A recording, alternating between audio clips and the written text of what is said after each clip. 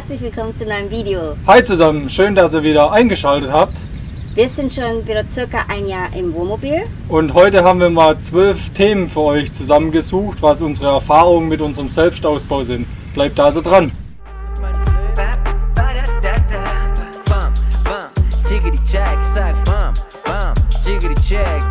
Ist der Rhythmus meines Lebens.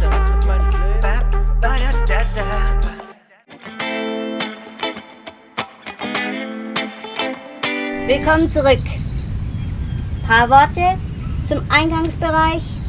Wir haben die Treppe und es hat sich erwiesen, dass sie wirklich den Dreck und alles abhält und dass man nicht alles mit in den Wohnbereich nimmt.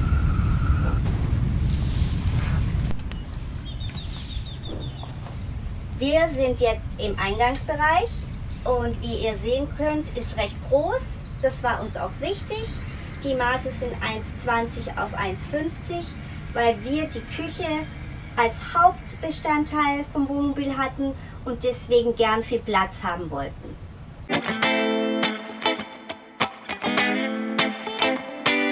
Ja, wenn wir gerade im Eingangsbereich sind, wir haben ja hier auch gleich die Küche integriert. Wenn ihr das mal genauer sehen wollt, auch in die Schränke reingucken wollt, könnt ihr gerne unsere Roomtour angucken. Da haben wir das alles ein bisschen genauer erklärt. Aber heute geht es um Erfahrung und eine wichtige Erfahrung war einfach für uns das Kochfeld. Wir haben uns dort, wo wir es gebaut haben, für ein 4-Flammen-Kochfeld entschieden. Aber definitiv ist es so, dass ein 3-Flammen-Kochfeld völlig ausreicht, weil bei dem kleinen Herd bekommt man eh keine 4 Pfannen drauf. Was sich für uns hingegen als super herausgestellt hat, war das große Waschbecken, auch mit der kleinen Spüle nebendran. Weil im Wohnmobil ist ja Wasser immer eine Geschichte und man muss Wasser sparen und alles. Und wenn wir einfach kleine Sachen abspülen, nur Besteck oder Tassen oder so, können wir das kleine Becken nehmen und für größere Sachen wie Teller dann das große. Zu unserem Herzstück, der Kühlschrank, der war uns wichtig, weil wir gerne kochen, viel einkaufen und gerne Sachen auch lagern. Der hat sich wunderbar bewährt, auch von Volumen. Ja, 130 Liter hat er. Genau. Und wie gesagt, das ist für uns einfach, jeder macht es anders, aber uns war wichtig das Gefrierfach und bei dem ist leider nicht so, weil der einfach zu klein ist. Und unsere Philosophie im Ausbau war ja immer, dass wir autark stehen wollen, also länger am Strand stehen oder länger auch abgelegen stehen. Und dafür ist es irgendwie halt, oder hat sich als wichtig herausgestellt, dass man Fleisch oder Fisch einfach einfrieren kann. Wir haben an die Küche direkt unseren Esstisch angeschlossen, also das sind 42 cm Tiefe. Von hier bis hier ungefähr 1,30 Meter Länge. Für 2 bis 3 Personen zum Essen und zum Schnippeln und Sachen vorbereiten reicht es locker. Aber man kann draußen mit dem Laptop nicht arbeiten. Das wussten wir nicht so genau. Haben wir dann halt jetzt festgestellt und einfach um hier 5, 6, 7 Stunden zu sitzen, Videos zu schneiden oder was am Laptop zu machen, ist absolut ungeeignet. Also die Arbeitshaltung, man kriegt Rückenschmerzen und so. Und da würden wir, wenn wir das nochmal machen würden oder ändern würden, definitiv einen Platz einplanen oder 2 Plätze, wo man wirklich richtig bequem, richtig lange sitzen kann.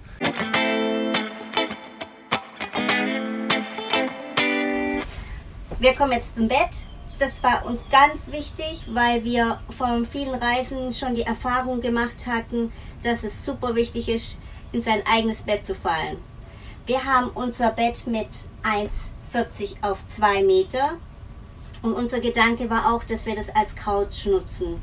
Im Nachhinein hat sich herausgestellt, dass wir es doch nicht so oft machen und wie gesagt, lieber einen Sitzbereich gehabt hätten. Ja, das Gute an dem großen Bett ist allerdings, dass man drunter einen Haufen Stauraum gewinnt. Ein Teil von dem Stauraum ist das Außenfach, da kommen wir später dazu. Und der andere Teil ist einfach ein riesengroßer liegender Schrank, wo wir all unsere Klamotten und Rucksäcke und alles reinpacken konnten, weil wir ja unsere Wohnung aufgelöst haben. Der Durchgang nach hinten ins Badezimmer hat 45 cm, ist für uns beide völlig ausreichend. Also man kommt aneinander vorbei, aber wir haben jetzt auch dadurch, dass wir vorne so viel Platz haben im Auto, nie den Engpass, dass wir uns hier aneinander vorbeidrücken müssen.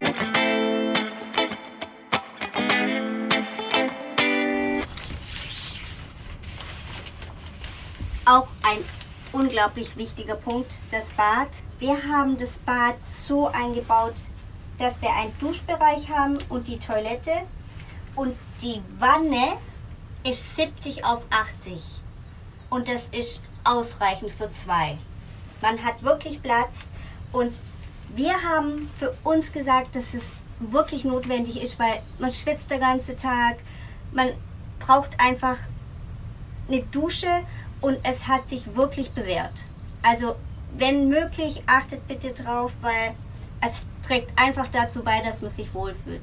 Es kann sein, dass ihr sagt, okay, das ist vielleicht übertrieben, man kann sonst überall duschen oder sonst was, aber wie gesagt, wir haben das für uns einfach entschieden und das ist wirklich ein Punkt, da würde ich darauf achten, dass man sagt, gut, Dusche muss sein.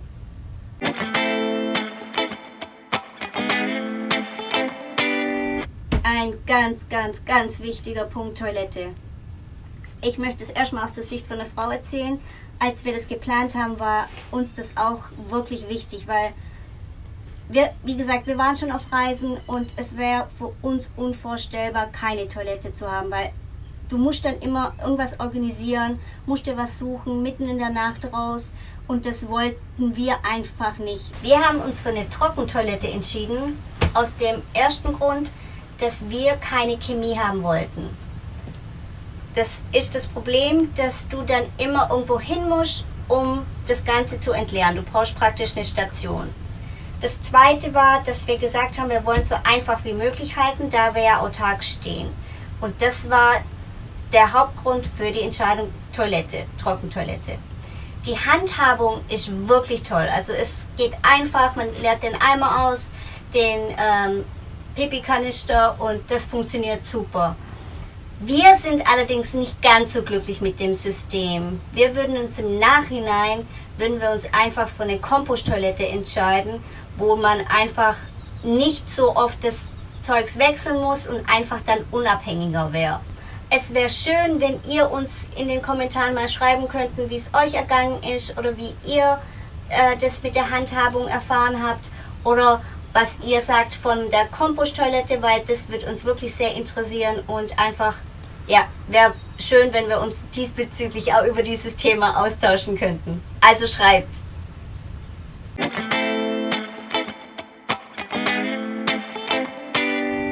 Im Innenraum haben wir noch 3 Themen, wo wir unsere Erfahrung noch mit euch teilen wollen.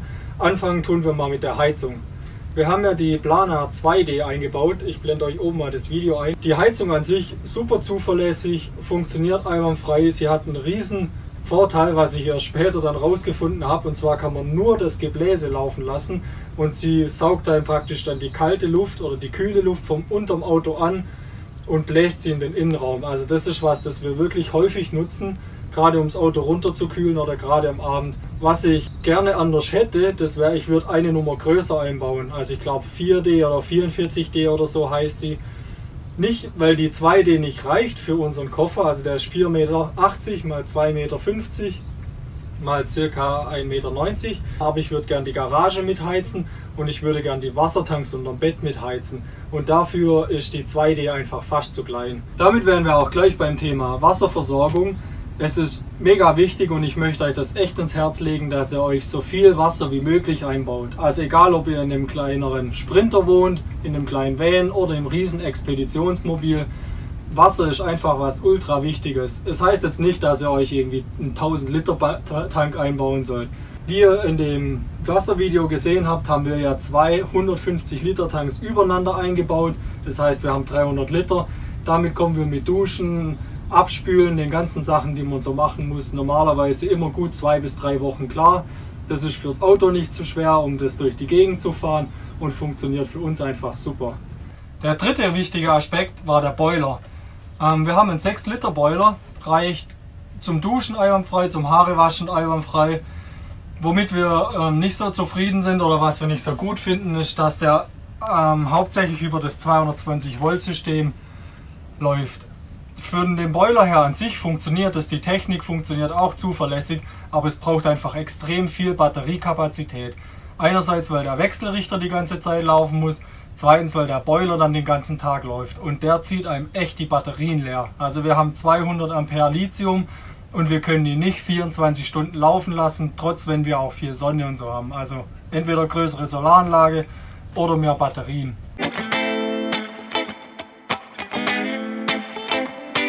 Ein Riesenthema am Wohnmobilbau, Ausbau sind ja immer Fenster, da gibt es geteilte Meinungen. Ihr müsst für euch einfach schauen, wie ihr euch wohlfühlt. Für uns hat sich wenig Fenster eigentlich als die richtige Entscheidung herausgestellt. Erstens sicherheitstechnisch hat man einfach nicht so viele Stellen, wo Leute einbrechen können. Und zweitens hat man einfach extrem viel Schatten im Auto. Klar, es ist auch mit dem Lüften gut, wenn man viele Fenster hat, aber dafür haben wir mal den Max-Fan eingebaut. Und ja, wir haben es schon hin und her ein bisschen diskutiert, aber das schlussendliche Konsens für uns beide ist, wenig Fenster war absolut die richtige Entscheidung. Eine wichtige Sache, bevor wir gleich rausgehen, haben wir jetzt fast noch drin vergessen. Und zwar ist das Internet. Also wir brauchen ja Internet für die Videos und alles. Und wir haben jetzt hier hinten einen separaten Router. Der Router verteilt uns im Auto über die Antenne hier, die wir flexibel anbringen können, wo wir wollen, das Signal einfach auf alle Telefone und Computer. Aber jetzt gehen wir mal nach draußen, dann zeige ich euch noch die anderen Antennen. Wir haben hier oben, ganz da oben, haben wir unsere WLAN-Empfangsantenne angebracht. Das ist die LTE-Antenne, die befindet sich vorne am Auto. Die brauchen wir eigentlich relativ selten, da wir meistens mit dem WLAN arbeiten können. Ist aber nice to have. Also die WLAN-Antenne, im Moment empfängt sie uns zum Beispiel jetzt das Signal von der Bar hier drüben. Die ist ungefähr 500 Meter entfernt, fängt sie uns locker ein und es ist auch stark genug, dass wir damit unsere Videos hochladen können. Ihr müsst einfach überlegen, ob es für euch essentiell wichtig oder wirklich wichtig ist. Die Systeme sind nicht so teuer, also sie kosten auch Geld, aber sie sind nicht so teuer. Unser System lag jetzt bei 300 oder 350 Euro, dann hat man aber wirklich alles, was man braucht.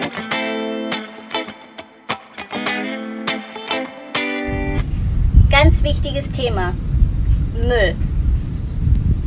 Bei der Planung war uns das schon wichtig und wir wollten einfach nicht, dass der Müll, der sich natürlich ansammelt, drin ist. Zwei Dinge, die ganz wichtig sind, die Erfahrung, die wir gemacht haben. In den Ländern, wo wir reisen, ist es leider nicht selbstverständlich, dass es überall Mülleimer gibt. Zweitens, wenn wir, so wie wir das wollten, autark stehen wollen, ist es auch ein Thema. Wohin mit dem Müll? Deswegen hatten wir das Glück, dass das Lastwagen so viele Außenfächer hat und wir haben ein Außenfach, wo wir den Müll lagern können. Das heißt, der ist weg, der ist nicht drin, es stinkt nicht und er ist einfach zu und da kommen auch keine Viecher dran. Nach dem ganz wichtigen Müllfach kommen wir zum nächsten ganz wichtigen Fach, das ist das Außenfach. Beim Außenfach ist eigentlich nicht mal so die Breite das richtig Wichtige. Klar, ihr müsst schauen, dass ihr eure Möbel oder was ihr auch immer da rein bekommen wollt, da reinbekommt, sondern es ist vielmehr die Tiefe. Man denkt einerseits, das ist unpraktisch, weil man da hinten gar nicht hinkommt. Aber man hat so viele lange Sachen zum Teil auch, die sich dann ansammeln und dafür ist wichtig, dass das Außenfach lang ist. Wir hatten jetzt noch die Garage auf dem Plan, wo einfach auch zu unseren 12 wichtigen Erfahrungen vom Wohnmobil gehören. Es ist so, die Leute schauen schon extrem, was man hat. Gerade auch Ländern wie jetzt hier in Guatemala oder in Mexiko. Wir haben, wie ihr in der Roomtour gesehen habt, hier oben unsere Werkzeuge. Da machen wir aber mal ein separates Video dazu, wie es mit dem Auto funktioniert. Ja, hier ist eigentlich unser wichtigstes Stück, das ist das Moped. Das Moped ist wirklich wichtig für uns. Wir hatten verschiedene Gründe, das mitzunehmen. Zum ersten, weil wir den LKW hatten und wir wussten nicht, wie sind die Straßen oder sonst was. Und er ist recht schwer und da war mit ein Grund, dass wir gesagt haben, wir nehmen das Moped raus, schauen, wie die Straße weiter verläuft. Und das hat sich zum Beispiel in Mexiko echt unglaublich rentiert. Ihr müsst halt, wenn ihr mit dem Moped oder mit einem Motorrad was überlegt, einfach, das hier ist nicht gedacht, um lange Strecken zu fahren. Also wir können jetzt nicht das Moped rausnehmen und irgendwie 100 Kilometer irgendwo hinfahren. Dafür war es auch nie gedacht. Und einfach für Kurzstrecken zum Einkaufen, dafür hat es sich bewährt. Christian hat gerade das Stichwort Einkaufen gesagt. Das war der zweite Grund. Man stellt der LKW ab, baut alles auf und dann innerhalb von 5-6 Kilometer weiter war es nie gewesen. Nee. Konnten wir oder er ganz schnell was einkaufen oder Wasser besorgen oder sonstiges. Und dafür ist wirklich gedacht, für kurze Strecken, dass man nicht jedes Mal den riesen LKW anschmeißen muss. Jetzt kommen wir zu einem ganz, ganz wichtigen und auch einem ganz, ganz großen Teil vom Wohnmobil, je nachdem, wie man es natürlich ausbaut. Und das ist die Elektrik. Also bei der Elektrik kann man sich Stunden Videos, Tutorials angucken, stundenlang Gedanken machen. Schlussendlich kann man es darauf runterbrechen, dass man einfach schauen muss, was habe ich dabei, was braucht es an Strom und was kommt eventuell noch dazu, was Strom brauchen könnte. Wir hatten es ja vorher schon mal angesprochen, dass der Boiler einfach unser größter Stromverbraucher ist und deswegen kommen wir mit den 200 Ampere-Stunden Lithium, die wir haben, auch eigentlich fast nicht hin oder nicht hin. Also man kann dann natürlich sagen, klar, dann mache ich eine größere Solaranlage aufs Dach. Die lädt mir dann die Batterien zwar schneller auf, aber wir hatten jetzt halt auch schon das Problem, dass 2-3 Tage schlechtes Wetter war und ohne Sonne bringt ja auch 2000 Watt auf dem Dach nichts. Das heißt, das Einzige, was man machen kann, um safe zu sein mit dem Strom, sind größere Batterien, also 400, 500, 600 Ampere Lithium.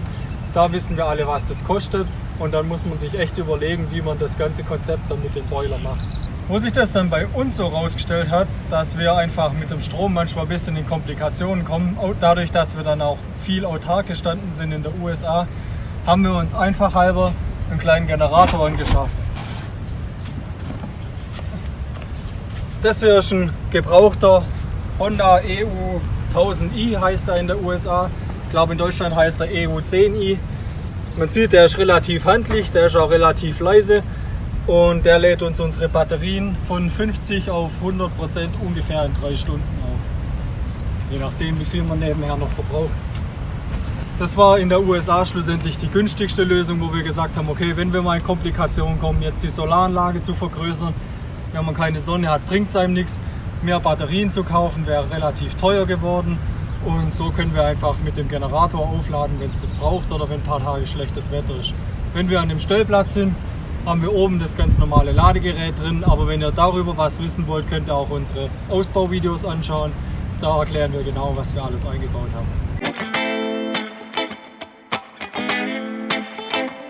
Ja, wie ihr sehen könnt, haben wir uns auf unsere wunderschöne Dachterrasse hochbegeben.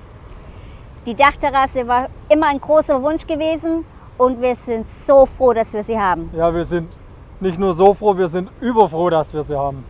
Wir wussten nicht, wie oft wir sie nutzen werden und vor allem waren so viele Überlegungen, dass wir das Geländer abflexen, dass wir nur den vorderen Teil benutzen, aber schlussendlich sind wir froh, dass wir jetzt einfach die ganze Fläche benutzen können. 3 gute Gründe, warum es sich lohnt, eine Dachterrasse zu haben. Erstens, hier oben ist immer ein paar Grad kühler wie unten. Zweitens, seht ihr bestimmt und hört auch im Ton, es tut uns echt leid dafür, aber hier geht immer ein Wind und der ist gut gegen die Moskitos. Und der dritte Grund, seht ihr selbst.